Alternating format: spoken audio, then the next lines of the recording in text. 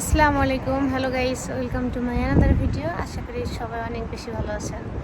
Actually আজকে হচ্ছে শুক্রবার, আর আমরা আসছি একটু কেনাকাটা করার জন্য মার্কেটে। তাই এমন টাইমে আসছি যে মার্কেটের দোকানপাট বন্ধ।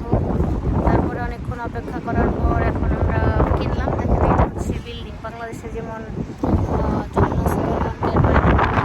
থাকে, যারা নর্মালি মিডল ইস্টে থাকেন, দেখেন এখানে লেখা হচ্ছে সামি মল। মানে এইখানে আর কি মিডল ইস্টের প্রায় সব দেশেই এই মার্কেটটা আর কি আছে। আর আমরা যা যা কিনছি এইখানে আমাদের সব কিছু ব্যাগের ভিতরে আছে, এখানে রাইখা গাড়ির জন্য বসে আছে আর কি। তা আপনাদেরকে অনেকেই যারা জিজ্ঞাসা করেন যে এখানে এই মল আছে কিনা, বা এখানে কেনাকাটা করার জিনিস আছে কিনা, বাংলাদেশের সব জিনিস পাওয়া যায় কিনা, তো আপুর কাছে একটু জিজ্ঞাসা করি, আপু এখানে কি বাংলাদেশের সবজি টবজি সব কিছু পাওয়া যায়?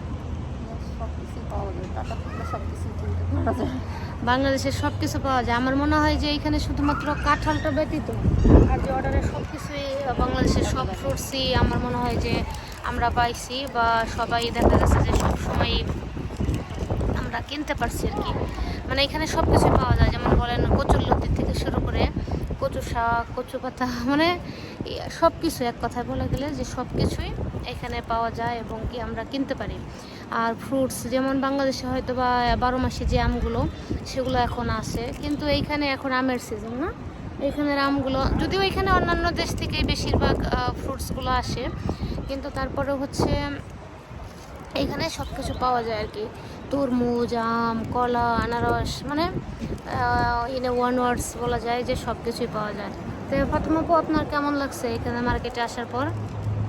মার্কেটে আসলে খুব ভালোই লাগে সবার, কিন্তু কিছু কিনতে পারলেন না, মানে পারলেন কিন্তু এত বেশি যে কিনতে পারলেন না, সেই ক্ষেত্রে অ্যাকচুয়ালি যা কেনাকাটা করতে আসছিলাম সেগুলো কিনতে চাই না, সেগুলো কিনে নিয়ে যেতেছি। তো আপনি কি স্যাড এই জন্য? স্যার না, আবার আসবো। আর অ্যাকচুয়ালি একটু প্রবলেম হচ্ছে যে আমরা যে এরিয়াটায় থাকি ওই এরিয়াতেও মোটামুটি সব কিছুই পাওয়া যায়, তারপরেও এরকম আর কি মল নাই, মানে বড় বড় যে মলগুলো হয় ওগুলো আমাদের এরিয়াতে নাই, কিন্তু তারপরে সব কিছু পাওয়া যায়। আর এই মলগুলো আসতে হইলে আমরা যে জায়গায় থাকি ওইখান থেকে জর্ডানের টাকায় আপনার আসতে লাগে 6 জিওডি, যাইতে লাগে 6 জিওডি, মানে 12 জিডি। 12 জিডিতে বাংলাদেশের প্রায় 1800 টাকার মতো খরচ হয়ে যায় আর কি।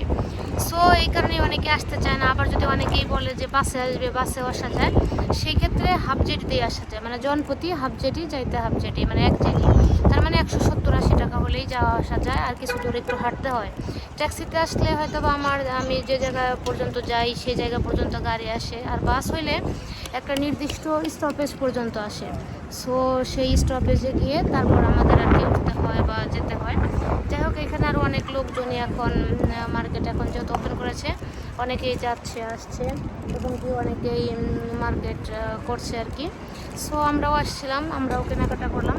আশা করি আমাদের প্রত্যেক ভিডিওর মতো এই ভিডিওটি আপনাদের ভালো লাগবে। যারা জর্ডানে আছেন তারাও এখানে আসতে পারেন। আপনাদের ইন ডিটেলস বললাম যে কিভাবে আসতে পারেন, কয় টাকা ভাড়া লাগে সব কিছু। অনেকেই, এটা হচ্ছে ইরবিদে, আর অনেকে আবার রামতায় যায়। সো রামতায় গিয়েও কেনাকাটা করার সুযোগ সুবিধা সব কিছু আছে।